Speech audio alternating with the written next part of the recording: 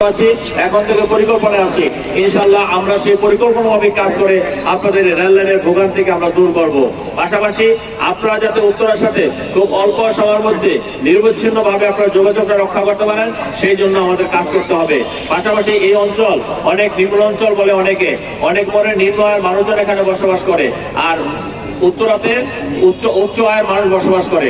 আমার বক্তব্য হলো আমরা একই ভৌগোলিক জায়গা থেকে আমরা এখানে নিম্ন অঞ্চল বা আন্ডার ডেভেলপমেন্ট, আরো ডেভেলপমেন্ট, এই দুটা নিয়ে আমরা পার্থক্যটা আমরা এক করে ফেলতে চাই।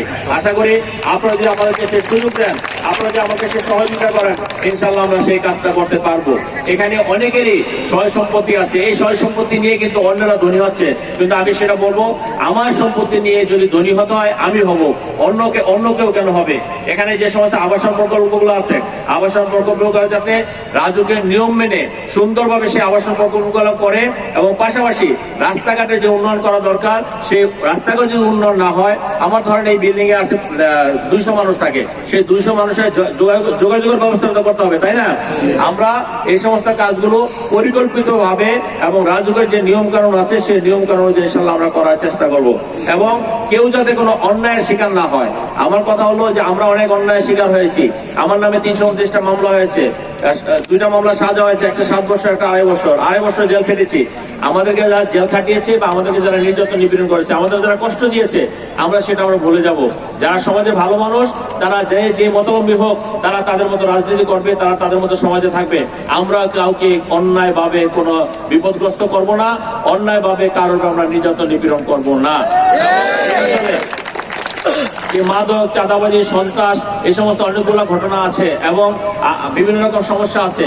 আমি মনে করি আমি আপনাদের সন্তান, আপনারা আমার সম্বন্ধে জানেন, যেহেতু আপনারা যদি ইনশাআল্লাহ 12 তারিখে আমাকে নির্বাচিত করেন, আপনাদের যে চাহিদাগুলো, আপনাদের সমস্যাগুলো, সেই সমস্যাগুলো আমার নিজের সমস্যা মনে করে সকলকে নিয়ে আমি একসঙ্গে সেই সমস্যার সমাধান করার ইনশাআল্লাহ চেষ্টা করব।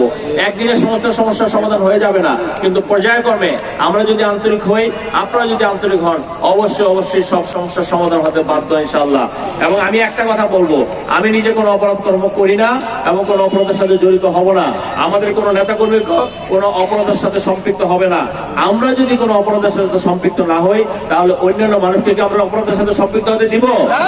অবশ্যই দিব না। আমরা জনকল্যাণে কাজ করব, জনগণের জন্য কাজ করব, জনগণের চাহিদা অনুযায়ী কাজ করব। আমাদের মহিলা বোনেরা, আমাদের বোনেরা, আমার মায়েরা, আপনারা একটু কষ্ট করবেন, কারণ আমাদের ভোট কিন্তু মহিলা ভোট অনেক 50%। আমাদের মহিলাদের জন্য বিএনপির ম্যানিফেস্টোতে অনেক ধরনের সুযোগ সুবিধা আছে। আমি এখানে বলতে চাই যে আমরা 31 দফা নিয়ে কাজ করেছি। আজকে সেই 31 দফা আমাদের ম্যানিফেস্টোতে আছে, কিন্তু স্পেশালি আমরা কয়েকটা প্ল্যান করেছি, সেটা যেমন ফ্যামিলি কার্ড, আমাদের মহিলাদের জন্য ফ্যামিলি কার্ডের ব্যবস্থা করা হবে, ফার্মার্স কার্ড, কৃষকদের জন্য ফার্মার্স কার্ডের ব্যবস্থা করা হবে। এগুলো ডিটেল বলতে গেলে টাইম লাগবে, আমি পরে আপনাদেরকে এগুলো বলবো।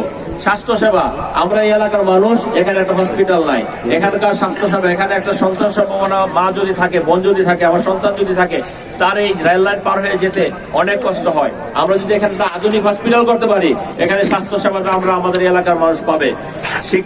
শিক্ষার কি অবস্থা করেছে সেটা আপনারা জানেন। আমরা একটি সময়োপযোগী